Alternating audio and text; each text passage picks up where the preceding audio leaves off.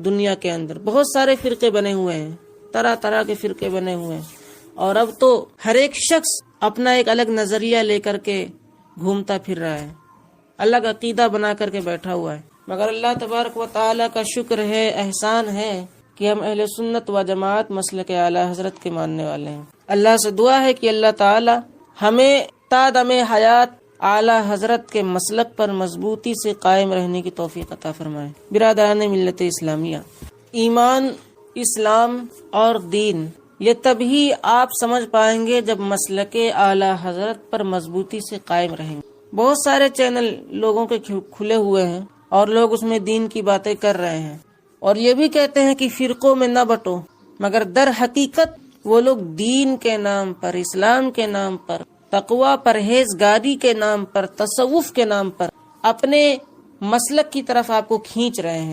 کہتے تو ہیں کہ کسی فرقے میں مت بٹو، کسی مسلک میں مت بٹو، ایک امت بن کے رہو، مسلمان بن کے رہو، مگر اہل سنت کے علاوہ جتنے بھی فرقے اس بات کو کہہ رہے ہیں وہ صرف اس بات کو اس وجہ سے کہہ رہے ہیں کہ آپ ان کے فرقے کو اپنا لو، آپ ان کے فرقے کو اپنا لو۔ ایک طرف کہتا ہے فرقے میں مت بٹو، اور اندر ہی اندر یہ نیت، یہ ارادہ کر کے بیٹھا ہوا ہے کہ ہمارے فرقے میں یہ شخص آ جائے۔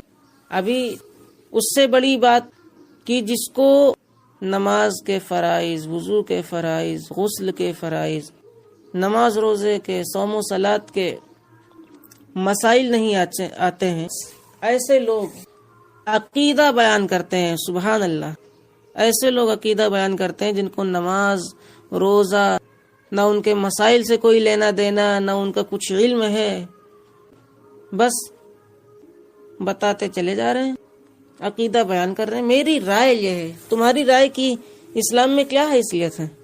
رائے ہمارے بزرگوں کی چلے گی، ہمارے اکابرین کی چلے گی، اولیاء کرام نے، مفسرین نے جو تفسیر لکھی ہے ان لوگوں کی رائے چلے گی، ہماری رائے نہیں چلے گی۔ ہم کیا ہیں؟ ہم کیا امام بخاری ہیں؟ ہم امام ترمذی ہیں؟ مسلم ہیں؟ کون ہے؟ ظاہر سی بات ہے کہ ہم نہ چاروں اماموں میں سے کوئی امام ہے، نہ ہم محدثین میں سے کوئی محدث ہیں، نہ ہم اولیاء کرام میں سے ہیں، نہ ہم کسی فقیہ اور کسی مجتہد کے درجے پر فائز ہیں، تو پھر ہمیں اپنی رائے پیش کرنے کی کیا ضرورت ہے؟ حضرت امام مالک فرماتے ہیں کہ اگر کوئی شخص عربی جانے بغیر، عربی کا علم اس کے پاس نہیں ہے، اور ایسا شخص قرآن کی تفسیر بیان کرے، حدیث کی تفسیر بیان کرے، اور مجھے معلوم ہو جائے تو میں اس کو بہت ماروں، مجھے معلوم ہو جائے تو میں اس کو بہت ماروں۔ بھئی تمہیں کس نے اختیار دیا ہے بغیر دین کا علم حاصل کیے ہوئے دین بتانے کا؟ جو کامن چیزیں ہیں جیسے کہ نماز پڑھو، روزہ رکھو، یہ آپ کہہ سکتے ہو، ہر ایک سے کہہ سکتے ہو، مگر آپ مسائل نہیں بیان کر سکتے، مسائل نہیں بیان کر سکتے۔ اب جیسے کہ وضو کا جو طریقہ ہے یہ کامن ہوتا ہے، تو اب یہ وضو کا طریقہ یہ مجمع مسائل میں سے ہے، مجمع علیہ مسائل ہے، تو آپ جتنے بھی غیر عالم اسکالر ہیں، غیر عالم جو دعوت کا کام کر رہے ہیں، دین کا کام کر رہے ہیں، لوگوں تک دین کی دعوت پہنچا رہے ہیں، ان کو اپنی حد میں رہ کر کے دین کا کام پہنچانا چاہیے۔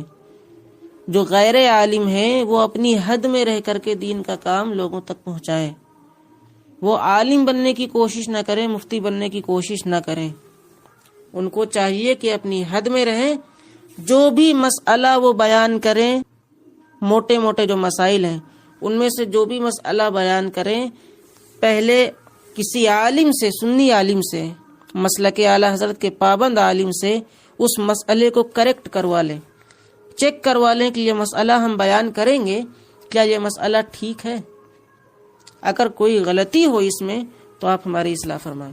تو غیر عالم کو چاہیے کہ وہ علماء سے جڑا رہے، اگر وہ دعوت و تبلیغ کا کام کر رہا ہے تو۔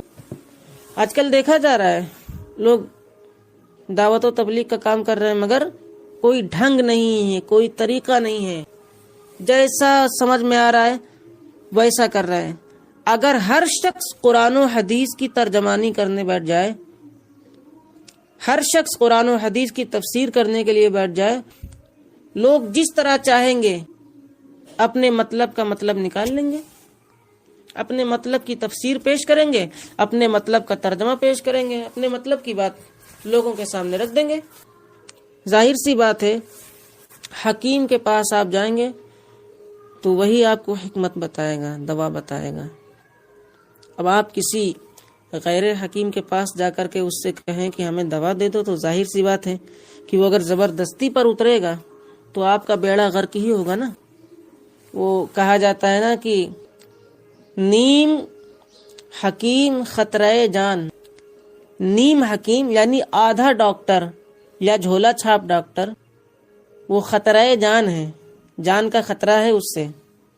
نیم حکیم خطرہ جان اور نیم ملا خطرہ ایمان، نیم ملا خطرہ ایمان۔